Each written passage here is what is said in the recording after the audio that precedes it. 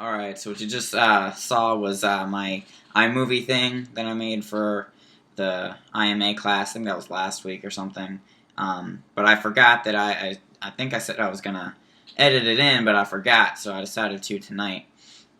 And the music that was used in it was, of course, from the Mars Volta, which, hopefully I probably am going to have to put a disclaimer or something down in the box so I don't get it taken off of YouTube or whatever. But that was the Mars Volta. It was not me. Not my music. It's my favorite music, but, I didn't create it or anything. I'm going to put the power cord over here. There we go.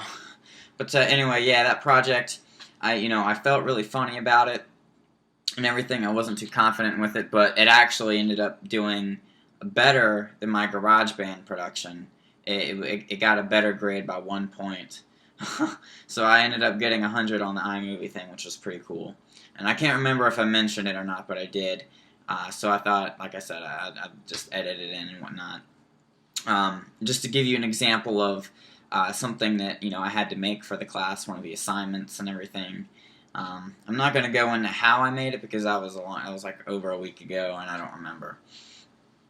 Basically, it was a lot of frustration that went into it.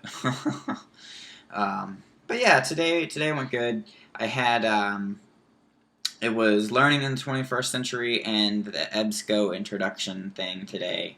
And I didn't have to stay the whole time because at the when we took the break, 20-minute break, those of us who had already taken an online class, we had to do the online orientation survey. So we had to take a little survey, and then we were able to kick it out of there. So I only had to stay for about 2 hours, which was pretty cool. So that's another advantage of doing it online, is that you get a bunch of stuff knocked out first.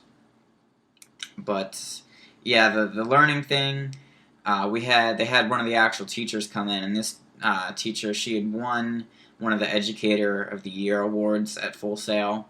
And she has like a degree in, like a master's in psychology and all this stuff, and she had us do a couple different things to help us figure out how we study best and learn best, because whether you knew it or not, 1 week at Full Sail, just 1 week here at Full Sail equates to 1 month of a normal 4-year traditional college. So you cannot cram that much stuff in a night. So you have to study when you're at this school, obviously. And she went over a bunch of different websites. Like, there's websites that you can do to get like flashcard stuff, like electronic flashcards.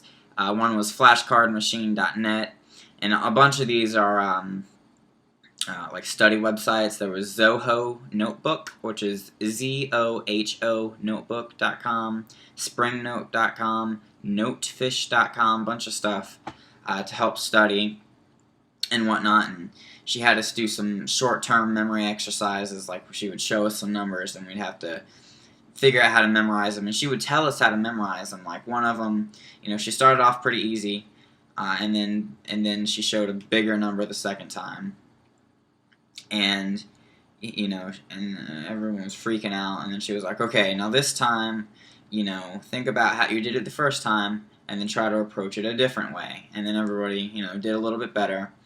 And then she showed a long number, like it was maybe a 10, 12 number, if that makes sense. And she told us a story. It was like, three 18-year-olds were playing basketball, and then some 32-year-olds walked up. And it was this crazy story, but it integrated the numbers that were on the screen.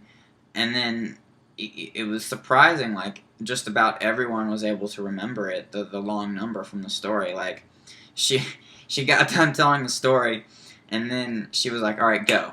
And then maybe like 10 seconds later, you hear this guy from way in the back of the room, holy shit!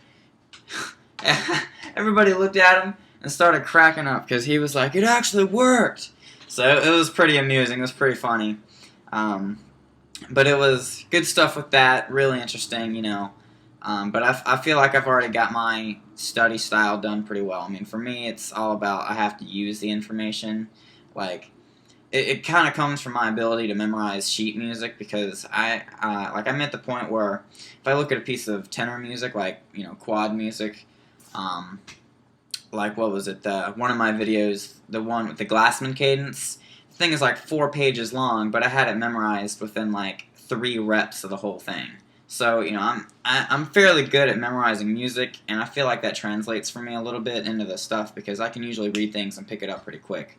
Um, it's I don't know, but I might try a different couple study styles, see what works, because I don't even know what the actual classes are like yet. So I'm gonna kind of hold off on all that stuff. Maybe I'm getting ahead of myself a little bit, but yeah, you gotta study. You can't cram. Study groups are awesome. Um, you can get tutoring. They make sure you have the opportunities to get the help that you need if you need it. So it's good stuff. Like all the teachers here, all the instructors, I should say, they care. They want you to do your best. So it's awesome stuff. What else? We had this guy from the English department come in, and he was talking all about plagiarism. And they had this PowerPoint, or I don't think it was a PowerPoint. It was the Apple version of PowerPoint. I don't know what it's called, but basically it was all about plagiarism and stuff. Um, and they made it seem so dramatic. Like I felt like I was watching some like a soap opera or something. I don't know. It was just way dramatic, and I was like, like they're making it seem a little worse than it is. I mean, I'm not saying it's okay to do, but I'm just saying, you know what I mean? Like they made it's like I don't know. I just thought it was amusing how dramatic they made it because it was kind of on the same level as like if you plagiarize, a shark will eat your face. They didn't say that or anything, but that's what I kind of felt like it was on the same level of, you know what I mean? They just want to make sure that you know what plagiarizing is. They want to make sure you know how to avoid it, what things not to do and what things to do. And the big thing is citing things. Like if you're going to use someone else's stuff, you have to cite it, obviously. And they said it's kind of like your lifeline. And somebody one of the students asked, like, well, what happens if you cite it like you cite it, but you do it the wrong way, like you cite it the wrong way, it's the improper format. And basically what happens with that is that they don't count it as plagiarism, but they will count points off for getting the citation wrong. So, it's different levels of it, I guess, but not really, because they're a zero tolerance thing. Like especially the English department, they're crazy serious about the plagiarizing thing, because apparently it happens a lot. Like I don't think it's that hard to come up with your own papers and stuff. I mean, it might be a little hard to get going, but once you get those, the brain juices and chemicals, whatever, going, you get the snowball effect, usually. So, yeah, I don't know. What else was there? I think that was about it. I mean, those were the main key points of everything today. The EBSCO, of course. EBSCO is basically like Full Sail's library database, and we had the head librarian come in, and she was talking all about it, showing us how to do it. And EBSCO is a really cool thing. If you plan on going to Full Sail, get used to the name of EBSCO because you're going to be using it a lot for research. And actually, I'm going to start using it for looking up, industry stuff instead of Google because they have it specified down, So it's really good stuff. It's really cool.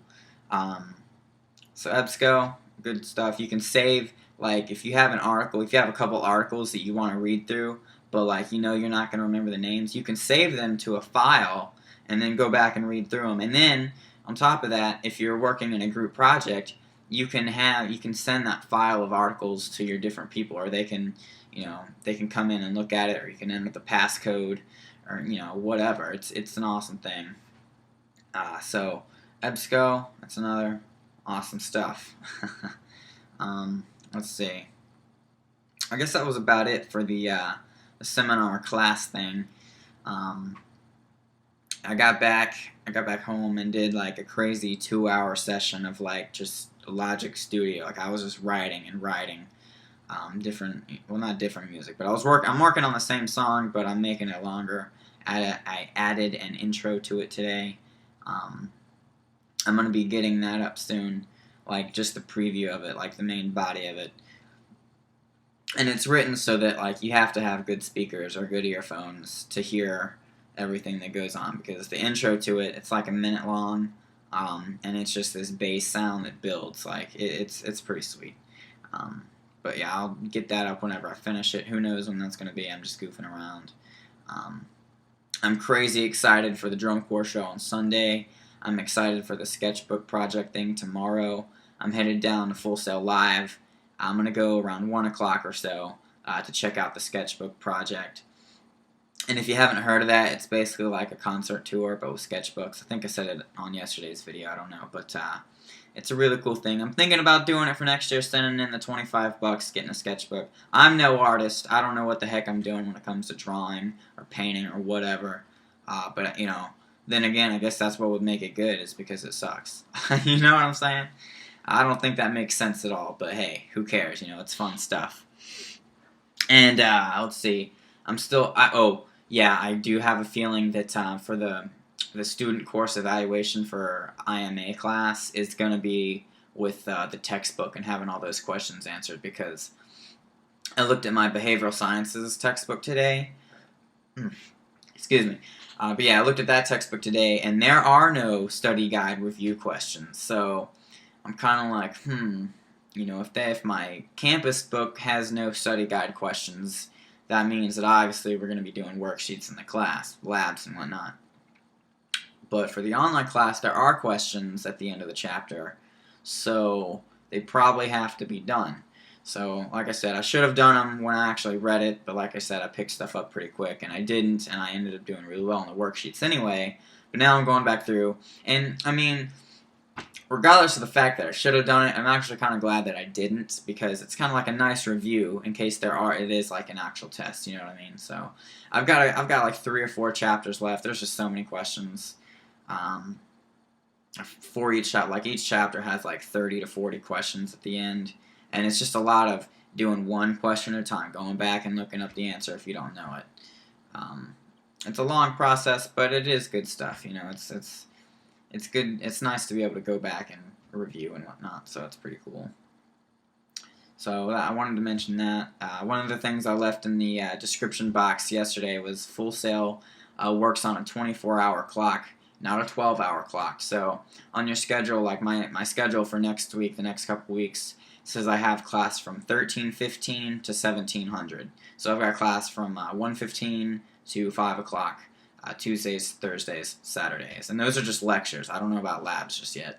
The way they do labs is you go into your class the first day, and then your instructor figures out how to split you up. So if you're looking at your schedule, then that's what's up with that. Gosh. I think that's about it, yeah. I don't know what I'm going to do for a video on Monday, because, you know, I don't have class that day. I don't know if I'm going to be doing any this weekend, because I have the drum corps videos coming up, and I think I'm going to try to get some really special stuff with the Glassman, because I was one of the last quad players cut. It was me and 3 other guys competing for the last open quad spot, so, you know, Rob Ferguson, the battery guy, he knows me, and I'm sure he'll remember me, hopefully, so I'm going to see if I can get some close-up shots with the Glassman drumline. That should be sweet if I can do that. Because, I mean, I'm sure they'll remember the hat. The hat, for some reason, always, I don't have it here, it's over there or something, but the hat, for some reason, always sticks out to people. And I'm doing the same thing here. I'm wearing that hat to the campus every day. And, I mean, people remember me, because I guess I'm one of the only ones that wears, like, a haggard, ratty old fishing hat. I mean, that thing is old. You wouldn't believe what the original color is. God, but, yeah. Anyway, I think I'm going to call the video quits here. I'm going to keep this one. Again, I didn't get any campus footage today because I don't feel like it. I've got a whole 20 months to get more campus footage. At least detailed tours and whatnot. So, yeah. Hope I could help. Hope you got something from the video, or caught something you didn't know before. Have a good day or night whenever you're watching.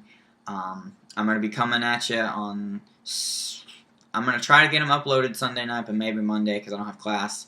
But I'm going to get those drum corps videos up as soon as I can if you're a drum corps fan. So it's going to be good. It's going to be HD. You know, I got the HD camera. It's in my bag. But yeah, it's going to be good stuff. And then I might take pictures of the sketchbook thing tomorrow and do a podcast. Maybe I'll take video. I don't know. But anyway, yep, thank you for watching if you were watching. And I'll see you soon.